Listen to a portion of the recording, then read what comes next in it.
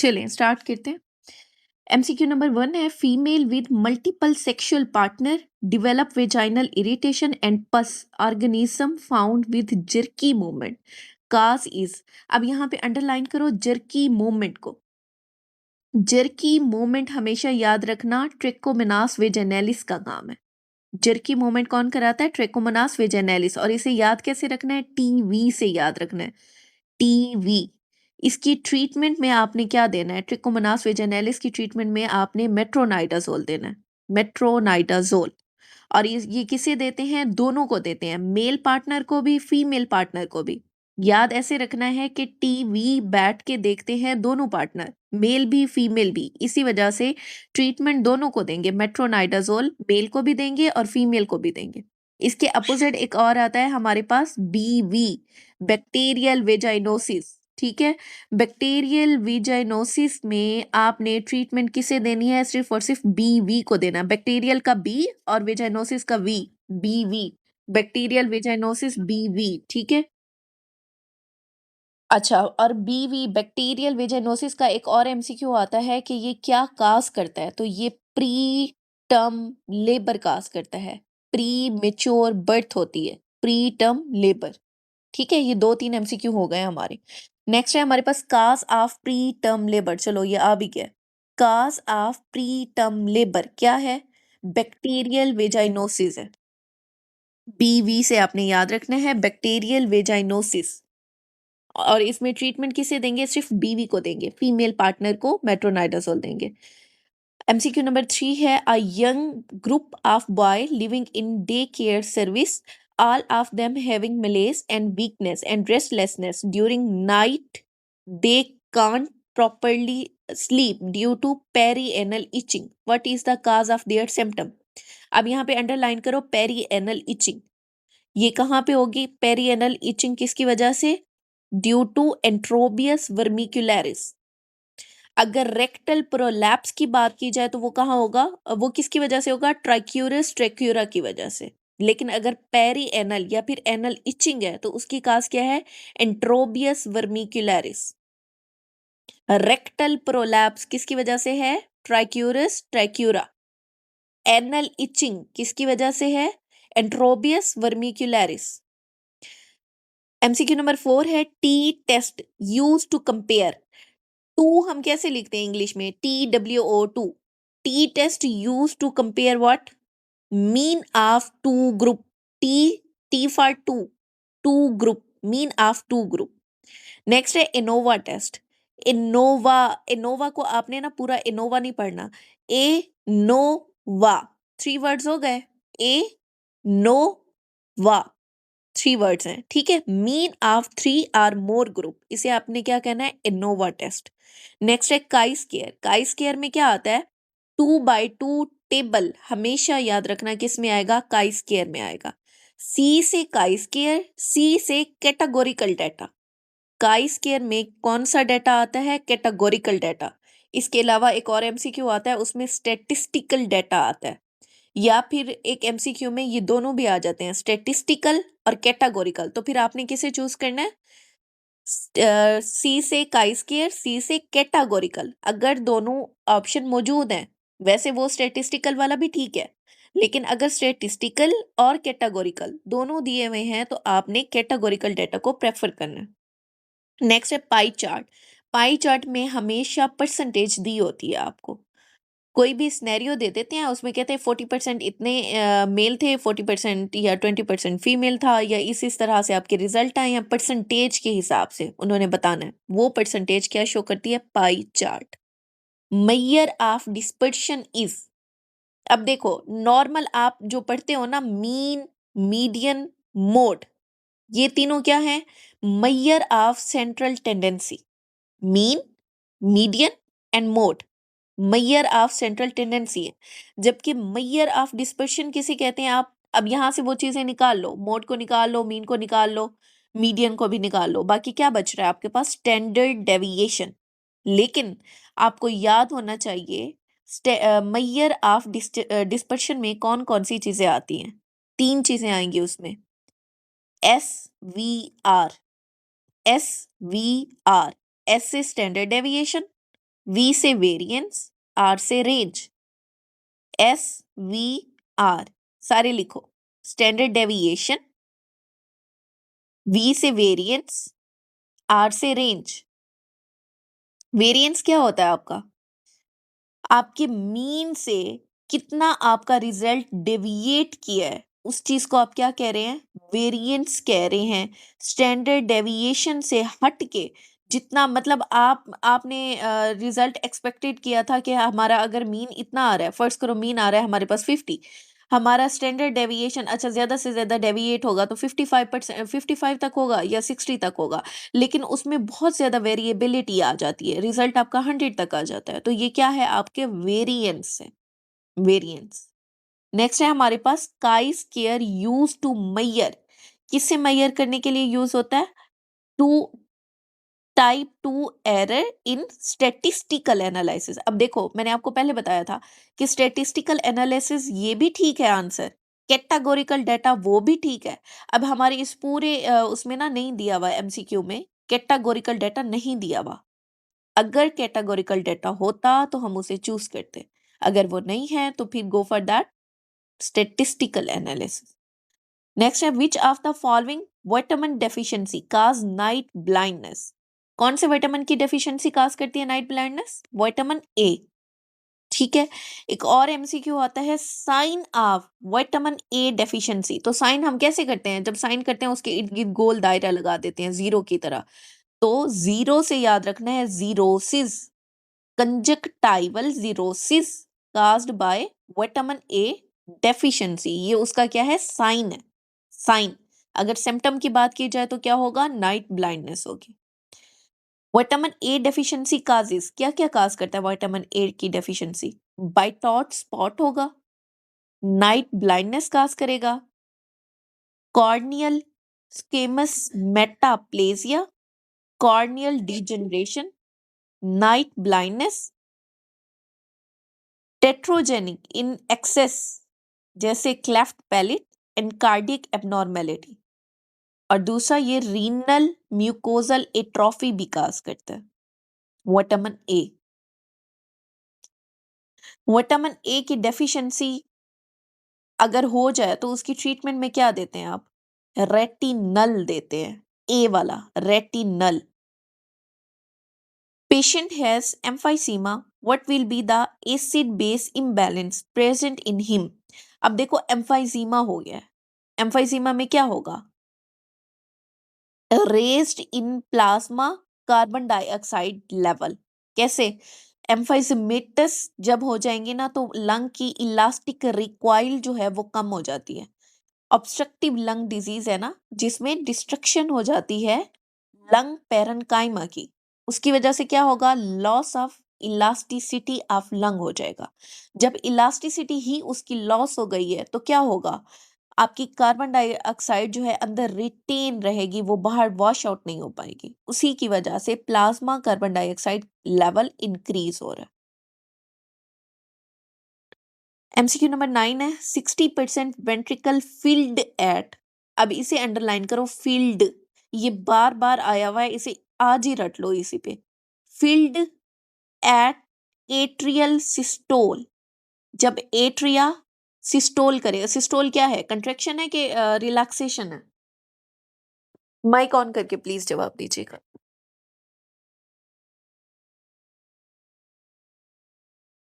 Contraction है, contraction.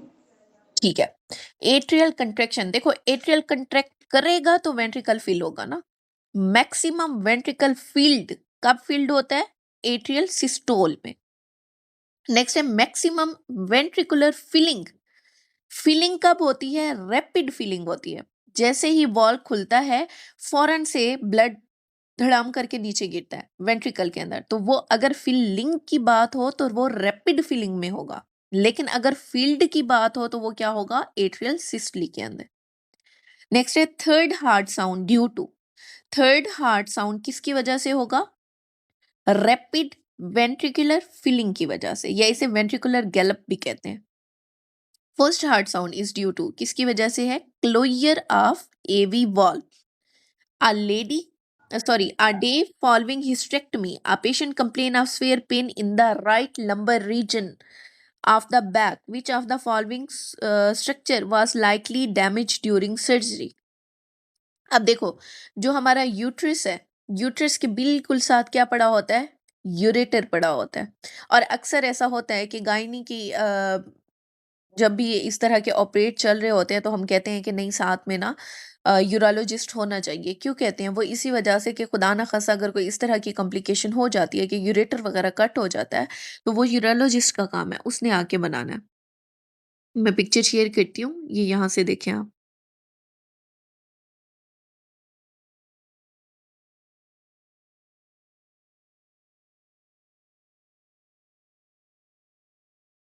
Screen share हो रही है?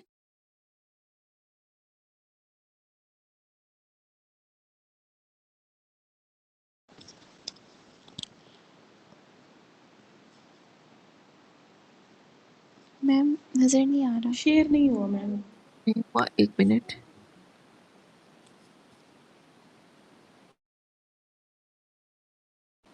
अब हुई है। ठीक है। अच्छा, ये देखें, ये येलो वाला यूरेटर है। जैसे ही आप हिस्टेरेक्टमी करते हैं, तो यहाँ से ज़ाहिर सी बात है आपने यूट्राइन वेसल्स वगैरह इन सबको भी तो काटना होता है ना साथ में, तो उसके साथ ये यूरेटर भी कट जाता है। इसी वजह से उस बंदे को पेन हो रहा है। यहाँ देखो, इधर नीचे देखो, यहाँ पे ये ग्रीन वाला यूरेटर बना हुआ है, आगे यूट्राइन वेसल पास कर रही है और पीछे ग्रीन वाला यूरेटर है। क्लियर है? Yes yes ma'am.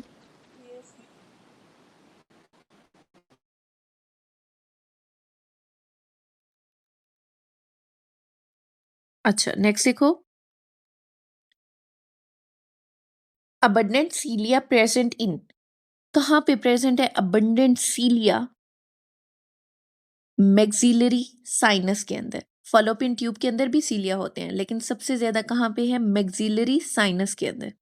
Goblet cell on endoscopy of the oesophagus seen in related to, किससे रिलेट होंगे? ऑब्वियसली वहां पे क्या होगा? मेटाप्लेजिया हुआ होगा। अगर मेटाप्लेजिया होगा, एपिथेलियम चेंज होगी, तो वहां पे आपको क्या मिलेंगे? गॉबलेट सेल मिलेंगे। किधर? इसोफेगस के अंदर। A woman had polyp in the cervix. It was removed and histopathology show a portion of the polyp covered by squamous epithelium. The change is, अब देखो, एपिथीलियम के चेंज होने को आप क्या कहते हैं? मेटाप्लेजिया कहते हैं। ये उसकी डेफिनेशन है। एपिथीलियम के चेंज होने को क्या कहते हैं? मेटाप्लेजिया कहते हैं। मेटाप्लेजिया जो है ना, ये इरिवर्सिबल कंडीशन है। अगर स्ट्रेस है, उस वक्त एपिथेलियम चेंज हो गई, एक एपिथेलियम से दूसरी में चली गई, लेकिन जैसे ही आप स्ट्रेस को रिमूव करते हैं तो आपकी एपिथेलियम वापस अपनी ओरिजिनल एपिथेलियम की तरफ चली जाती है। नेक्स्ट है, vitamin A produce kidney stone by, कैसे प्रोड्यूस करती है? By metaplasia. इसे अंडरलाइन करो। इसके बाद जब SK18 पढ़ोगे ना आप, तो उसमें इसके साथ कंफ्यूज नहीं करना। मैंने आपको बताया है कि रीनल म्यूकोजा की ए ट्रॉफी होती है विटामिन ए की डेफिशिएंसी की वजह से। यहाँ पे इन्होंने क्या कहा है कि vitamin A produce kidney stone, कैसे प्रोड्यूस करता है? By metaplasia. नेक्स्ट है, in HIV patient lymphoma caused by which ma'am ये रिपीट ऑर्गेनिज्म? कर दिए। विटामिन ए खुद क्या प्रोड्यूस कर रहा है? किडनी स्टोन प्रोड्यूस कर रहा है। कैसे? मेटाप्लेजिया से। लेकिन विटामिन ए की डेफिशिएंसी क्या काज करती है? Renal atrophy. म्यूकोजल एट्रोफी काज करती है। ये दोनों पॉइंट हैं, सही इनमें है। कंफ्यूज नहीं होना। ये दूसरा पॉइंट जो यस है मैम। आपके SK18 में दिया हुआ है। ठीक है। सही है। अच्छा, नेक्स्ट है हमारे पास, इन HIV patient lymphoma caused by which organism? Lymphoma किसकी वजह से होता है? बाय एप्स्टन बार वायरस की वजह से। Mass in ligamentum arteriosum would compress, किसे कंप्रेस करेगा? लेफ्ट रिकरेंट लेरेंजियल नर्व को। अब मैं आपको दिखाती हूँ लिगामेंटम आर्ट्रियोजम। पहले देखिए, नजर आ रहा है? Yes ma'am. ये यहाँ पे जो एरो बना हुआ है ना, ये आपका लिगामेंटम आर्ट्रियोजम है। यहाँ देखो, ये व्हाइट व्हाइट वाला क्या है? लिगामेंटम आर्ट्रियोजम। इसके साथ यहाँ पे क्या पड़ी हुई है? ये लेफ्ट रिकरेंट लेरेंजियल नर्व पढ़िए।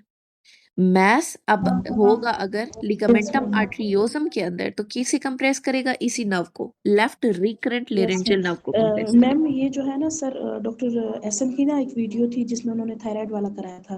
उसमें सर ने बहुत अच्छे से कराया था कि जो लेफ्ट रिकरेंट है वो लूप अराउंड होती है एओर्टा के गिर्द, और जो राइट है वो आई थिंक सबक्लेवियन आर्टरी के अराउंड लूप होती है। उसमें सर ने बताया था। ठीक है, मतलब ये आपने अच्छे से किया हुआ है, अच्छी बात है। ठीक है, नेक्स्ट देखिए। Skin cancer most commonly associated with HIV। Skin cancer कौन सा होगा? कपोसी सार्कोमा। और कौन बताएगा इसका स्ट्रेन कौन सा है?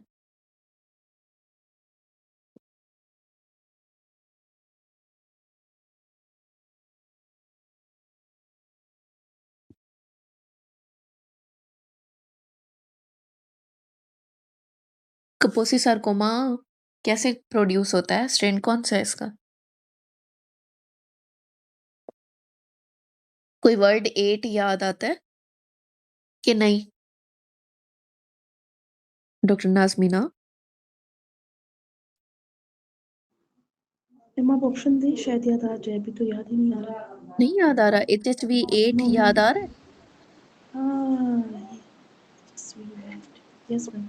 ठीक है, आपसे चलो आगे चलते हैं। Yes What is the difference between anaphylactic and hypovolemic shock? Anaphylactic, इसे अंडरलाइन करो। एनाफाइलेक्टिक और हाइपोवोलेमिक में क्या डिफरेंस है? इंक्रीज कार्डिक आउटपुट इन एनाफाइलेक्टिक।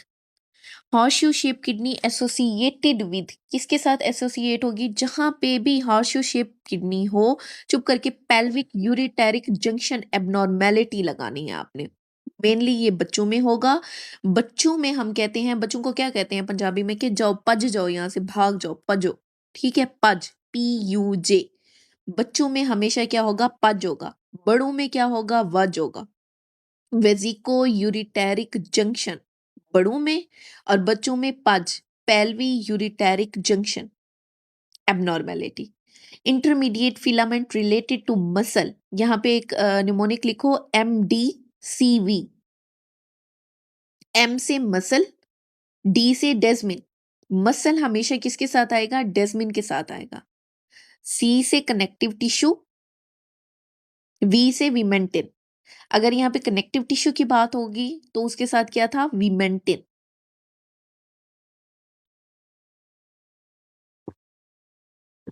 नेक्स्ट है lumbar vertebra provide attachment to, इसकी अटैचमेंट किसे प्रोवाइड करता है?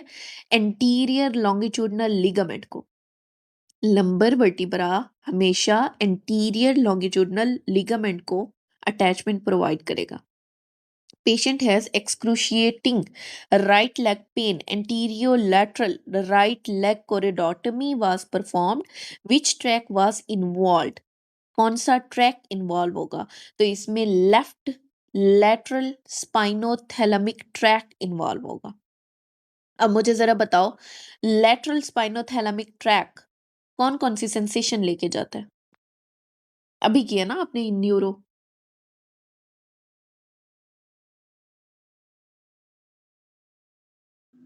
Pen and temperature. Pain temperature. हाँ, इसे याद कैसे रखना है? लेफ्ट लैटरल या लैटरल स्पाइनोथैलेमिक। लैटरल से याद रखो लात, लात मारेंगे दर्द होगा, पारा हाई होगा। लात से लैटरल, दर्द से पेन, पारा हाई होना मतलब टेम्परेचर। ठीक है, और ये हमेशा क्या होता है? कॉन्ट्रालेटरल साइड का। अब देखो उन्होंने राइट साइड की बात की है तो आपने यहाँ पे चूज क्या करना है? लेफ्ट साइड चूज करनी, याद रहेगा। नेक्स्ट है patient present in right hypochondrial pain, dermatome for the cholecystitis include. अब कोलिसिस्टाइटिस का डर्माटोम वही है जो आपको पास होने के लिए परसेंटेज चाहिए। कितना परसेंटेज चाहिए? 75% चाहिए कि नहीं चाहिए? 75। ठीक है, 75% चाहिए, लेकिन क्योंकि आप बहुत अच्छे हैं इसीलिए आपने कितने मार्क्स लेने हैं? 79% लेने हैं। T7 to T9 cholecystitis, T7 to T9 in second degree heart block. ventricle rate lesser than atrial rate. अब इसे याद कैसे रखना है? एट्रिया और वेंट्रिकल को समझ लो मियाँ बीवी हैं। जब हस्बैंड जो है वो अपनी बीवी से थोड़ा रेस में कम हो जाएगा तो उसे हम क्या कह रहे हैं? सेकेंड डिग्री हार्ट ब्लॉक कह रहे हैं। मतलब ventricle rate less than atrial rate. 20-year young boy present with fever, headache, vomiting. He is having neck stiffness, altered mental status, and hallucination. Which among the following is brain eating parasite? आज ही रट लो, brain eating parasite कौन सा है? Niagara fall. ठीक है, एक Niagara Falls है, वैसे एग्जिस्ट करता है, आई थिंक लाहौर में है शायद। वहां पे एक बंदा नहाने जाता है तो उसके नाक के जरिए ये जो है नाइग्रा फॉल पैरासाइट उसके दिमाग तक चला जाता है और वो क्या है? ब्रेन ईटिंग पैरासाइट है और वो उसकी वजह से उसे क्या झटके लगने शुरू हो जाते हैं। नेक स्टिफनेस होती है, वोमिटिंग होती है, झटके लगते हैं, अल्टर्ड मेंटल स्टेटस हो जाता है, हेलुसिनेशन होती है। किसकी वजह से? नाइग्रा फॉलरी की वजह से। अब याद रखना, ये कभी नहीं भूलना, brain eating parasite is Naegleria fowleri. A patient after transplant, आगे पढ़ने की वैसे जरूरत ही नहीं है। आफ्टर ट्रांसप्लांट किस चीज का इन्फेक्शन होता है? साइटोमेगालो वायरस का। फिर भी पढ़ लेते हैं।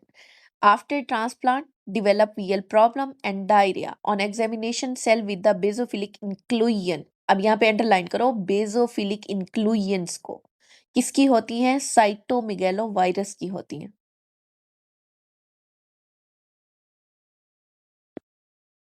नेक्स्ट है हमारे पास furunculosis on tip of nose spread to cavernous sinus via. कैसे जाएगा? टिप ऑफ नोज से केवर्नस साइनस तक by ophthalmic vein. A lady whose C-section was done, leakage of blood due to, किसकी वजह से होगा? Due to branch of uterine artery. अब मैं दिखा रही हूँ फिर से वो पिक्चर जो मैंने अभी दिखाई थी।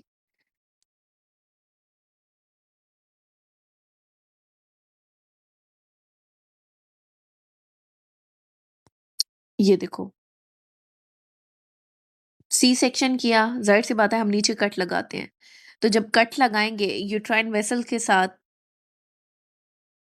ये देखो ये गुजर रही है ना हमारे यूट्रस के पास, ये यूट्राइन वेसल और बाद में यूरेटर गुजर रहा है। अगर हम कट लगाएंगे यहाँ पे तो क्या चीज डैमेज होगी? तो आपकी यूट्राइन आर्टरी डैमेज होगी। ये रही, ये रेड वाली यूट्राइन आर्टरी। यहाँ ऊपर देखो, ये है यूट्राइन आर्टरी। निमोनिक लिखो इसका cup, double O I. C से सी सेक्शन, यू से यूट्राइन आर्टरी, पी से पेल्विक ब्रिम, ओ से ओवेरियन वेसल्स।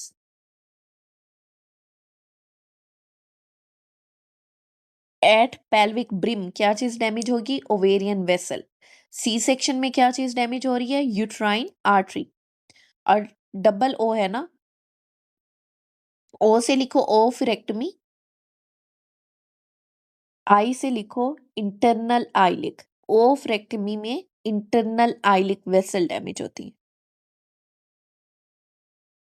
नेक्स्ट है हमारे पास patient undergo tubal ligation post operative, her abdomen was reopen due to slippage of ligature and haemorrhage, bleeding most probably from which artery. तो किस artery से bleeding होगी? Uterine artery, जो मैंने अभी आपको दिखाई है रेड कलर वाली यूट्राइन आर्टरी, वहां से ब्लीडिंग होगी ट्यूबल लाइगेशन के दौरान, क्योंकि ट्यूब साथ ही पड़ी होती है ना जब आप लाइगेट कर रहे होते हो, तो उस वक्त यूट्राइन आर्टरी ही डैमेज होगी। Cleft palate, transposition of great artery and teratology of Fallot all are derivative of. ये सारे किसके डेरिवेटिव हैं? न्यूरल क्रस सेल के डेरिवेटिव हैं। Female has abdominal pain before 2 week of menstruation, this is, इस चीज को हम क्या कहते हैं? नॉर्मल है ना, हर फीमेल को होता है मेंस्ट्रुएशन से पहले का जो पेन होता है उसे हम क्या कहते हैं? मिड्स शिमन। और ये हमारा लास्ट अटेम्प्ट में गायनी का जो हुआ है ना पेपर, वो आया हुआ था। Blood blood supply of uterus is from, कहाँ से होगा? याद रखना यूट्रस की ब्लड सप्लाई दो जगह से आती है, यूट्राइन एंड ओवेरियन आर्टरी। कभी भी खाली यूट्राइन आर्टरी नहीं लगाना, यूट्रस की ovarian plus uterine artery. 68-year-old woman with uterine carcinoma undergoes surgical resection. This cancer can spread directly to labia majora in lymphatic that follow which of the following structure?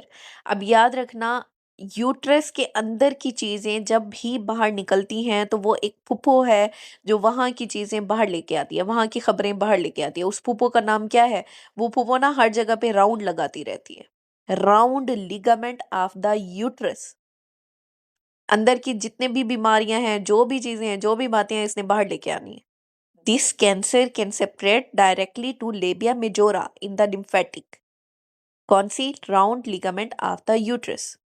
Next है N myc gene translocation associated with, किसके साथ? N से neuroblastoma. N myc, N से neuroblastoma. The process of apoptosis is lost during the carcinogenic activity. The following factor has anti-apoptotic activity. याद रखना, anti apoptotic activity तीन चीजों की होती है, BCL2, BCL-XL, MCL1। आज ही मेरे साथ इसे रिपीट करो और याद करो। Anti apoptotic activity BCL2, BCL-XL, MCL1। अगर प्रो एपोप्टोटिक की बात की जाए तो जो ज्यादा प्रो बंदा बन रहा होता है हम उसे क्या कहते हैं? बस करो, बकना बंद करो।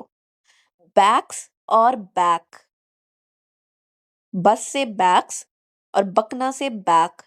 बस करो, बकना बंद करो। Pro apoptotic, bax and bak. Levator ani is innervated by which of the following? Levator ani को हमेशा प्यूडेंटल नर्व सप्लाई करेगी। वुल्वा नर्व सप्लाई इज, कौन सी नर्व सप्लाई है वुल्वा की? Pudendal nerve.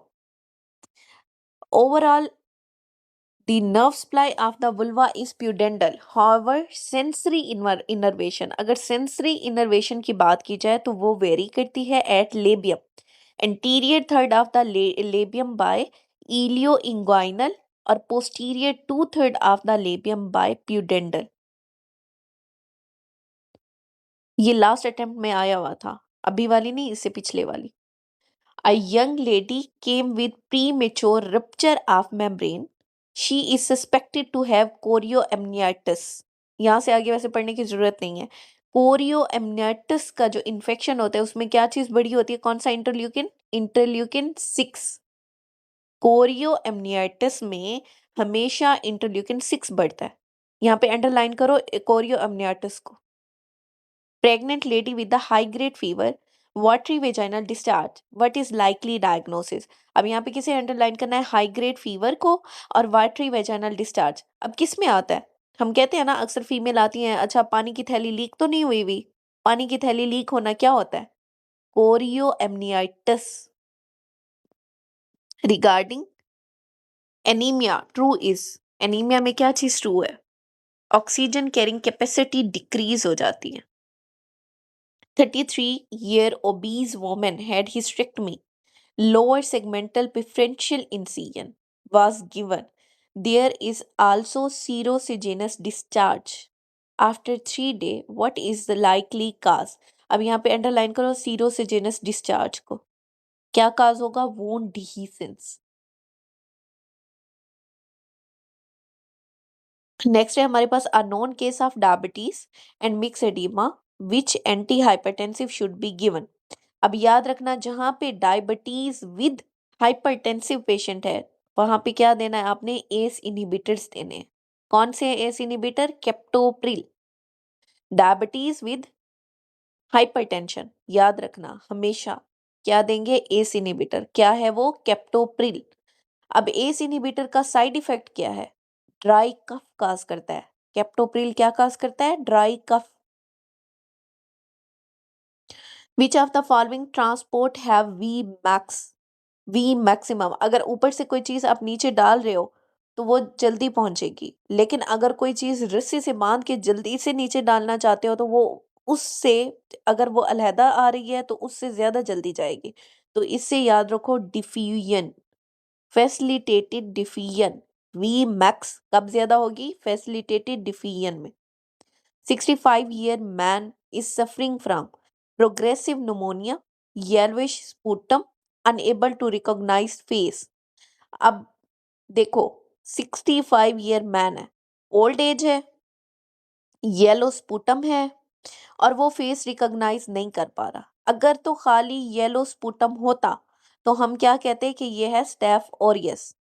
लेकिन अब यहाँ पे इन्होंने क्या चीज मेंशन की है कि ओल्ड एज है, एज ज्यादा है, येलो स्पुटम है और वो फेस को रिकॉग्नाइज नहीं कर पा रहा। अगर तो वो साथ में फेस को रिकॉग्नाइज नहीं कर पा रहा तो ये क्या होगा हमारे पास? Streptococcal pneumoniae. ये 3 पॉइंट इसके डायग्नोस्टिक पॉइंट हैं। Old age, yellow sputum, can't recognise face, streptococcal pneumonia. Which is the type of endocytosis that occur in lysosome? Endocytosis कौन सी होती है? फेगोसाइटोसिस। फेगोसाइटोसिस होती है लाइसोसोम के अंदर। Patient with delayed puberty having small testes and large leg, gynecomastia and karyotype 47XXY is suitable diagnosis। अच्छा याद रखना karyotype 47XXY हमेशा क्लाइन फिल्टर की है। इसमें क्या होता है? गायनिकोमेस्टिया होगा, डिलेड प्यूबर्टी, स्मॉल टेस्टिस और लार्ज लेग। इसका क्या मतलब है कि ये क्या है? मेल है कि फीमेल है?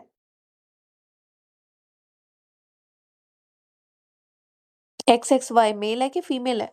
मेल होगा। मेल होगा, गुड। नेक्स्ट है क्लाइन फिल्टर कैरियोटाइप इज, क्या कैरियोटाइप है? 47XXY। A patient with ambiguous genitalia and karyotype 46XX diagnosis is, क्या डायग्नोसिस है? congenital adrenal hyperplasia। कॉमन है congenital adrenal hyperplasia, कोई ना कोई केस आपको मिल ही जाता है ना, नॉर्मल ओपीडी करते हुए वैसे भी मिल जाता है। मैंने पीड्स में 2 पेशेंट अभी तक देख लिए हैं CAH के। 17 अल्फा हाइड्रोक्सीलेज आप कराते हो और उसके बाद लाइफ लॉन्ग थेरापी आप दे रहे होते हो इसे, ऐसे पेशेंट्स को। अच्छा नेक्स्ट है हमारे पास boy with the sudden increase in height, secondary sexual characteristic and enlarged penis with gonadotrophin are normal। लियन ऑफ, किस चीज की लियन होगी? Leydig cell tumour. Increase height को यहाँ पे अंडरलाइन करो और सेकेंडरी सेक्सुअल करेक्टर क्या है उसमें? Enlarge penis with the gonadotrophin are normal. Most potent anabolic hormone, anabolic को अंडरलाइन करो। एनाबोलिक हार्मोन कौन सा है? टेस्टोस्टेरोन। टेस्टोस्टेरोन क्या है आपका? एनाबोलिक हार्मोन है। Which of the following is potent oestrogen? Potent oestrogen कौन सा है? ईस्ट्राडायोल। इसे याद रखना है आपने 213 से। क्या मतलब है इस बात का? जब औरत सिंगल होती है तो क्या होता है? वो डॉल की तरह होती है, ठीक है? डायोल, ईस्ट्राडायोल। उसके बाद ईस्ट्रोन जब 1 और ईस्ट्रायोल जब वो 3 होते हैं, मतलब मियाँ बीवी बच्चे, ठीक है? अब इसमें 2 डाई से याद रखो 2, 1 से 1 हो गया और ट्रायोल से 3, तो ये बन गया आपका 213। 2 1 3 डाइयोल, ओन और ट्राइयोल, ठीक है? मोस्ट पोटेंट एनाबॉलिक हार्मोन कौन सा है? टेस्टोस्टेरोन। पोटेंसी, पोटेंसी में di is greater than testosterone, मतलब डाईहाइड्रो टेस्टोस्टेरोन हमेशा बड़ा होगा देन द टेस्टोस्टेरोन पोटेंसी में। डाई मतलब 2 लोगों का काम ज्यादा है पोटेंसी में, ठीक है? Than 1 testosterone. Lateral hypothalamus injury result in, क्या होगा? लेटरल हाइपोथैलेमस की इंजरी की वजह से इनहिबिशन ऑफ फीडिंग। एल से लेटरल, एल से लीन।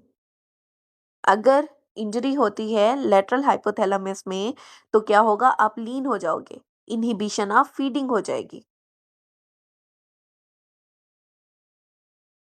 Which of the following decrease the secretion of growth hormone from the anterior pituitary? Anterior pituitary से growth hormone की secretion रोकने वाला कौन है? Somatostatin. Somatostatin. Somatostatin ना आपकी 3 जगह पे जाके एक्ट करता है। एक neural crest cell in hypothalamus, दूसरा डेल्टा सेल इन पेंक्रियास और तीसरा है D cell in the GI tract. वहां पे क्या करता है, डिक्रीज करता है गैस्ट्रिक सेक्रीशंस को। नेक्स्ट है patient in chronic renal failure having low calcium high phosphate explain the biochemical change. क्या होगा उसमें, लो कैल्शियम है हाई फास्फेट है, इसका मतलब है कि वहां पे डिक्रीज होगा 1,2,5 di hydroxy cholecalciferol. Maximum bioavailability of drug is via, maximum bioavailability IV से होती है। Tumour marker of medullary carcinoma, medullary carcinoma का ट्यूमर मार्कर कौन सा है, कैल्सिटोनिन। कैल्सिटोनिन क्या है, ट्यूमर मार्कर है मेडुलरी कार्सिनोमा ऑफ थायराइड का। और कैल्सिटोनिन को आप treatment of Paget cell disease भी देते हैं। पेगेट डिजीज जो है उसकी ट्रीटमेंट में क्या देते हैं आप, कैल्सिटोनिन देते हैं। तो ये 2 एमसीक्यू आपके हो गए। विच of the following cause tachycardia eight normal dose, तो वो है आपकी पैथीडीन, हकीम की फक्की, उसे क्या कहते हैं, पैथीडीन। अर्जेंटली पेन रिलीफ करती है, लेकिन उसका नुकसान क्या है कि ये नॉर्मल डोज के ऊपर टेकिकार्डिया काज कराती है। इसके अलावा दूसरी ड्रग कौन सी है, आइसोसर्बाइड डाइनाइट्राइट, वो भी नॉर्मल डोज में टेकिकार्डिया काज करती है। नेक्स्ट है boy saw a lion in a jungle he got goosebump which is the mechanism, तो क्या मैकेनिज्म होगा, constriction of erector pili muscle. पता है ना इरेक्टर पिलाई मसल क्या होते हैं, आजकल सर्दियां हैं सबको होते हैं। जी ma'am. Early diagnosis of pre eclampsia done by, कैसे डायग्नोस करेंगे, by early BP monitoring. Neuromuscular blocker which maximum histamine release, sorry, with maximum histamine release, neuromuscular blocker with maximum histamine release कौन सा है, ट्यूबोक्यूरानिन। अब इसे याद कैसे रखना है कि तौबा एक बंदे ने की है, वो बहुत ज्यादा रो रहा है और वहां पे मैक्सिमम हिस्टामिन रिलीज हो रही है, तौबा करना, ट्यूबो से तौबा, तौबा ट्यूबोक्यूरानिन। सिर्फ हम रिलेट करके चीजें याद कर रहे हैं क्योंकि वहां पे बैठे यही बातें याद आती हैं, और वरना ड्रग्स के नाम भूल जाते हैं। Regarding cervical ectropion true is, normal होता है, सर्वाइकल एक्ट्रोपियन नॉर्मल है in pregnancy. Boy elevated on giving pride on speech which nucleus of the thalamus involve. अब ये देखो, रीढ़ की हड्डी कहाँ है, हमारी बॉडी के दरमियान में है ना, मिड में, ठीक है, और कहाँ पड़ी है, पीछे की तरफ पड़ी है, आगे की तरफ तो नहीं है। तो पीछे से डॉर्सो और दरमियान से मीडियल। यूं याद रखो कि जिस बंदे की तारीफ की जाए वो अपनी रीढ़ की हड्डी को बड़ा अकड़ा के चलता है ना, तो उससे याद रखो कि उसे अब प्राइड हो गया है जिसकी वजह से वो डॉर्सो मीडियली उसे अकड़ा के चल रहा है। यूं याद रखो, उसका न्यूक्लियस का नाम है dorsomedial. Cervical pap smear show 2/3 epithelium has atypical disorganized cell with loss of polarity, high N by C ratio and pleomorphism. This is, इस चीज को हम क्या कहते हैं, moderate dysplasia. Cervical pap smear में आप प्रिवेंशन कौन सी कर रहे हैं, प्राइमरी है कि सेकेंडरी है, secondary. Secondary. Secondary. A pap smear of the lady done which show dysplasia, increase NBC ratio, pleomorphism, but basement membrane is intact. अब इसे अंडरलाइन करो, बेसमेंट मेम्ब्रेन इसकी इंटेक्ट है. What is associated with this? क्या चीज associate है इसके साथ? Carcinoma in situ. Carcinoma in situ को कहते हैं जब बेसमेंट मेम्ब्रेन इंटेक्ट होती है. कॉर्नियल एपिथेलियम टाइप कौन सी है? Stratified squamous, non keratinized. अगर कॉर्नियल एंडोथेलियम की बात की जाए तो वो है आपकी simple squamous. Adult HB beta chain replaced in foetus by. Foetus से याद रखना, बच्चा क्या कहता है? जी अम्मा, गामा, जी अम्मा. बच्चा क्या कहता है? जी अम्मा. तो यहाँ से याद रखो उसमें कौन सी चेन होगी? गामा चेन होगी. Girl came with increased fatigability, increased pigmentation on all body and splenomegaly. HP 8.1, MCV is 58, MCAC is 38 and ferritin is 2000. What is the suitable management? तो आपने क्या देना है उसमें? डिफिरॉक्सामीन देना है. किस चीज का सिनेरियो? ये थैलासीमिया का सिनेरियो है. MCV नॉर्मल कितना होता है? 80 to 100 नॉर्मल होता है. यहाँ देखो MCV कितना कम हुआ है? 58 पे गया हुआ है. MCHC नॉर्मल वैल्यू कितनी है? 32 to 36. यहाँ पे 38 दी हुई है. और जो फेरिटिन है उसका नॉर्मल वैल्यू क्या है? 13 to 150. और यहाँ पे कितनी दी हुई है? 2000. इसका मतलब सीरम फेरिटिन लेवल ज्यादा है, तो उसे कम करने के लिए आपने क्या देना है? डिफिरॉक्सामीन देना है. और ये सिनेरियो किस चीज का है? थैलेसीमिया का. Which of the following will indicate ovulation has occur? Ovulation occur हो चुकी है, ये चीज कौन इंडिकेट करेगा? फर्न टेस्ट इंडिकेट करेगा. फर्न टेस्ट नेगेटिव हो जाता है इसमें. नॉर्मली जो आपका सर्वाइकल होता है ना डिस्चार्ज, ठीक है, वो ऑन एयर जो है फर्निंग काज करता है. स्लाइड के ऊपर अगर उसे रखो तो ऑन एयर वो क्या काज करता है? फर्निंग काज करता है. लेकिन अगर ये फर्न टेस्ट नेगेटिव हो जाए तो इसका मतलब ओव्यूलेशन हो चुकी है. Histopathology of malignancy show which of the following? क्या चीज शो करेगा? Invasion of basement membrane. Malignancy क्या होती है? मेलिग्नेंसी में हमेशा इन्वेजन जब फैल जाता है तो हम कहते हैं ये अब मेलिग्नेंट हो चुका है. अगर ना फैले तो क्या होगा? कार्सिनोमा इन सीटू होगा, बेसमेंट मेम्ब्रेन को इंटैक्ट रखेगा.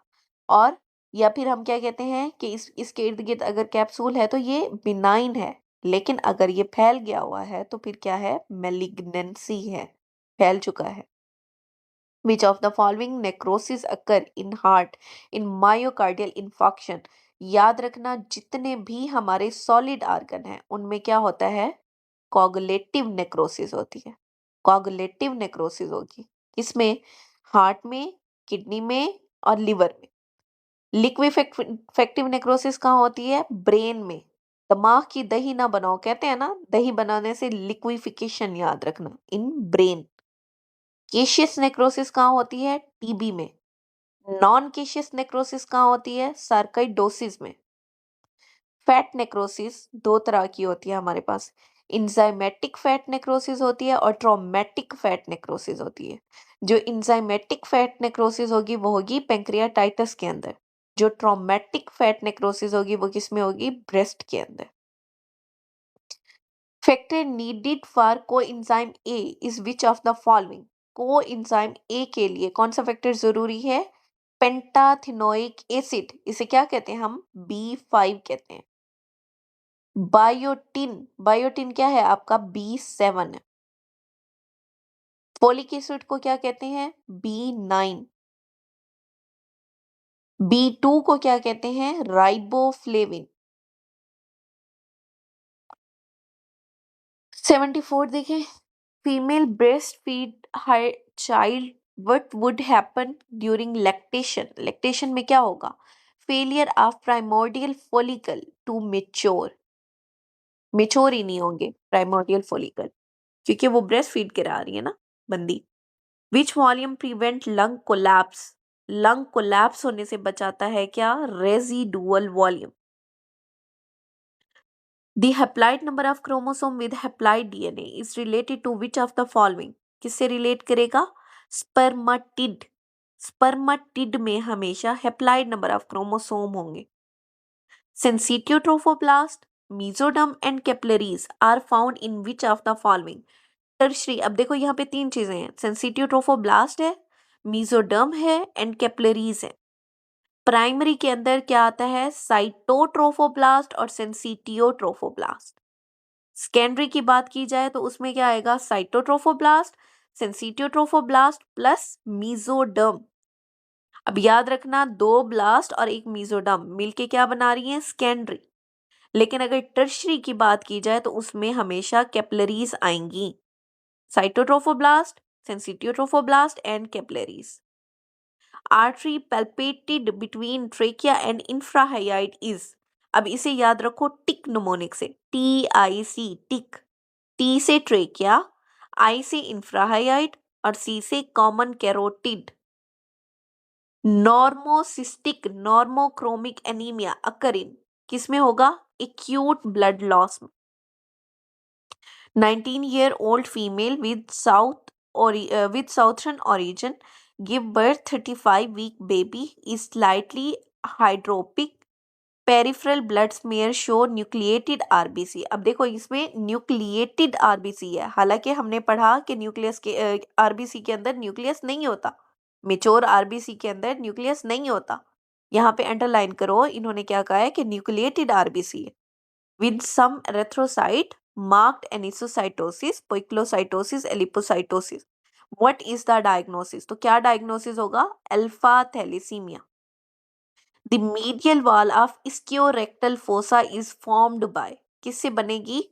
By levator ani muscle। Picture इसकी शो कर रही हूँ आपके साथ, देखें जरा।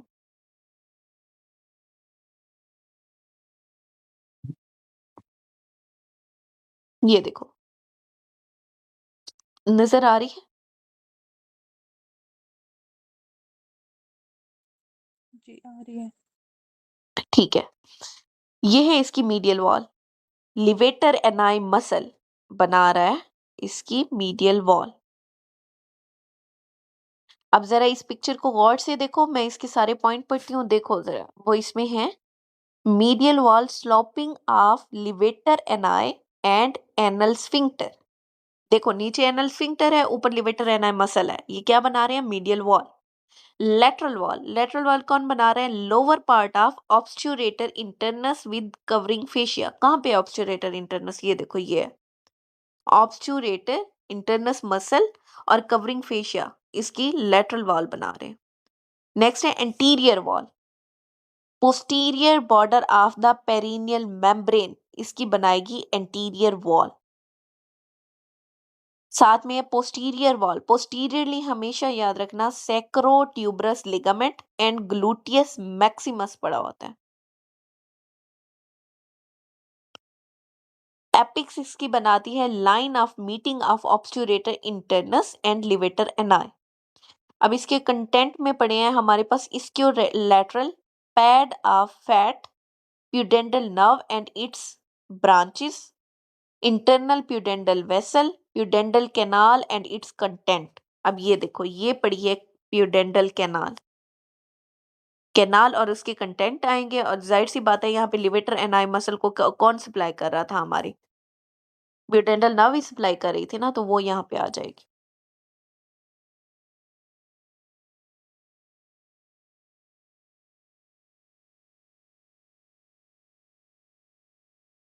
अच्छा आगे देखो, 30-year patient is on hypertensive drug present with increased bilirubin. Which drug is responsible? यहाँ पे अंडरलाइन करो increased bilirubin। मिथाइल डोपा ऐसी ड्रग है जो इंक्रीज करती है बिलिरुबिन के लेवल को। मिथाइल डोपा वो हाइपरटेंसिव एंटी हाइपरटेंसिव ड्रग है जो इंक्रीज करती है बिलिरुबिन का level. From duodenum deficiency of enteropeptidase will affect, किसे अफेक्ट करेगी? ट्रिप्सिन को। जो ट्रिप्सिनोजिन होता है उसे ट्रिप्सिन में कन्वर्ट करता है इंटेरोपेप्टाइडेज। अब ये क्या कह रहे हैं? डेफिशिएंसी हो गई है इंटेरोपेप्टाइडेज की, तो क्या होगा? ट्रिप्सिनोजिन जो है वो ट्रिप्सिन के अंदर कन्वर्ट नहीं होगा। समझ आई? समझ आ रही है इस बात की? Yes ma'am. ठीक है। नेक्स्ट है in in allergy which cell increase in blood. Allergy में हमेशा याद रखना कौन से सेल इंक्रीज होंगे? इयोजिनोफिल।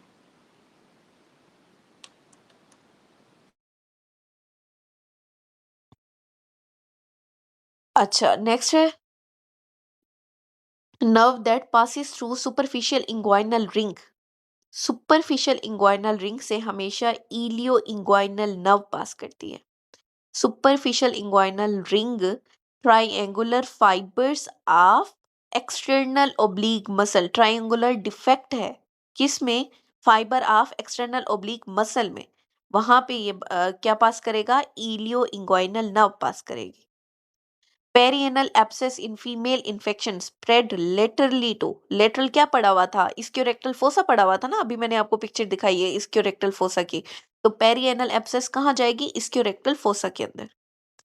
Interruption of the cervical sympathetic chain result in Horner syndrome if sympathetic nerve of the eye are affected, which of the following is commonest finding। तो क्या होगा उसके अंदर? अब यहाँ पे याद रखना, आंख मारना पहले और पसीना आना बाद में। क्या मतलब है इस बात का?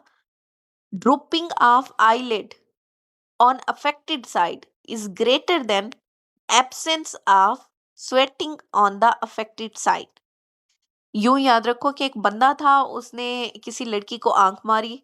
अब वो आंख तो उसने मार ली, उसके बाद जो है उसे उसके पसीने आने शुरू हो गए। लेकिन आल दो यहाँ पे उन्होंने लिखा हुआ है कि एब्सेंस ऑफ स्वेटिंग। तो क्या आपने याद रखना है? ड्रूपिंग ऑफ आईलिड पहले आएगा, उसके बाद absence of sweating on the affected side. ये रिसेंट अटेम्प्ट का क्वेश्चन है आपको। पेरिकार्डियोसेंटेसिस कैन बेस्ट अचीव्ड बाय। कैसे? Lowest sternal angle directing superiorly. इसकी पिक्चर दिखाती हूँ मैं आपको।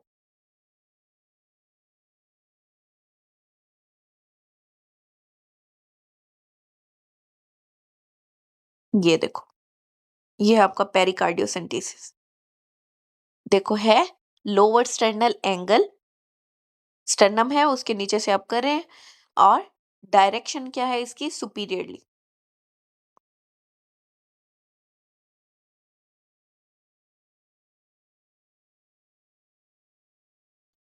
अच्छा आगे देखो 89।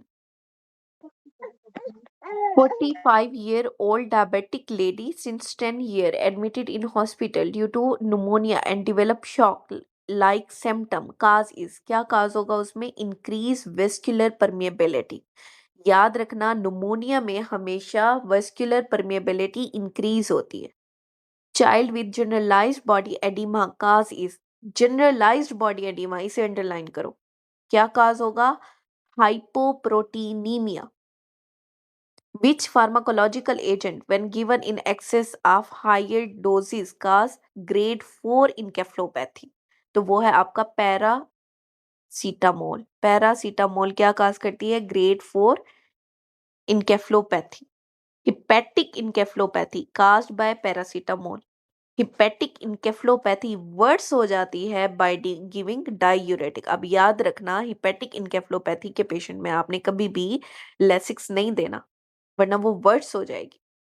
A patient has HB 4.5 with indirect jaundice 4 and reticulocyte 10। Most likely क्या होगा उसमें? Haemolytic anaemia. कैसे पता चला? देखो रेटिकुलोसाइट काउंट कितना बढ़ी हुई है? 10 तक गई हुई है। नॉर्मल रेटिकुलोसाइट काउंट लिख लो। एडल्ट में होती है 0.5 to 2.5 और इन्फेंट में होती है 2 to 6%। Child with hepatosplenomegaly, streak on hair and face abdomen protuberant cause is। अब यहाँ पे अंडरलाइन करो, हेयर के ऊपर उसके स्ट्रीक्स हैं और एब्डोमेन उसका प्रोट्रूबरेंट है। तो ये किस में होता है? हमेशा क्वाशियोरकर का साइन है ये। हिपेटोस्प्लिनोमेगैली, स्ट्रीक ऑन हेयर और एब्डोमेन प्रोट्रूबरेंस। जबकि आपका जो मिरासमस है उसके अंदर स्ट्रीक और हेयर अपीयरेंस नहीं होती। Last trimester of the pregnancy, what change in respiratory parameter occur? Pregnancy के लास्ट ट्राइमेस्टर में क्या होता है? Decrease FEV1 over FVC।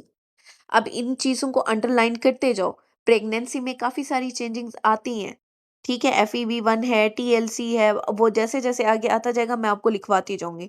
इसे गौर से पढ़ लो, अभी इसे यहीं पे याद कर लो। और ये रिसेंट जो अटेम्प्ट है उसमें आया हुआ था, पेपर 2 में आया हुआ था।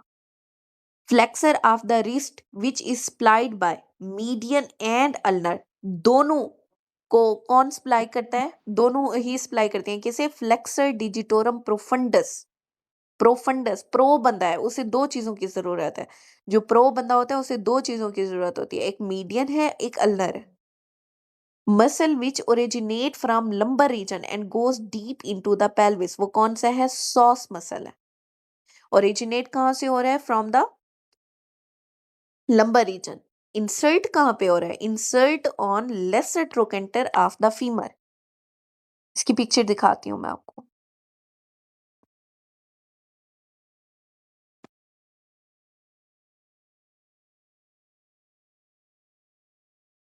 ये देखो, ये रहा आपका सॉस मसल, नजर आ रहा है? Yes ma'am. ठीक है। जी जी। सॉस मसल है, ये यहाँ से ओरिजिनेट हो रहा है आपके, और नीचे देखो जाए जा रहा है, किधर आ रहा है? Lesser trochanter of the femur के ऊपर इंसर्ट कर रहा है।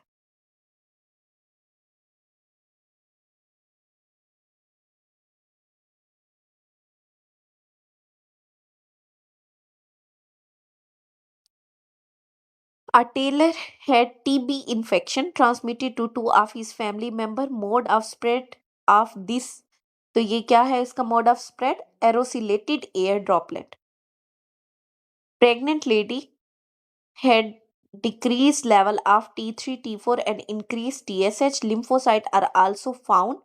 It is related to, अच्छा अब यहाँ पे देखो क्या चीज डिक्रीज है? T3, T4 कम है, जबकि TSH ज्यादा है और लिम्फोसाइट भी बढ़े हुए हैं। तो ये किस किस साइड पे जा रहा है? हशीमोटो थायराइडाइटिस की तरफ जा रहा है। कौन सी टाइप का हाइपर सेंसिटिविटी रिएक्शन है ये? टाइप 4। सिस और टिस वाली जो सारी डिजीजेज हैं वो टाइप 4 हाइपर सेंसिटिविटी रिएक्शन में आती हैं, और उन्हीं में से एक एग्जांपल है आपकी हशीमोटो thyroiditis. A patient has increased prolactin and bitemporal heminopia. Problem will be in, कहाँ पे प्रॉब्लम होगी? पिट्यूटरी ग्लैंड के अंदर। उसकी वजह से क्या हो रहा है? बाइटेम्पोरल हेमिनोपिया हो रहा है। In jaundice clotting clotting time is prolong due to, jaundice में क्लॉटिंग टाइम क्यों प्रोलॉन्ग होता है? Due to decrease prothrombin.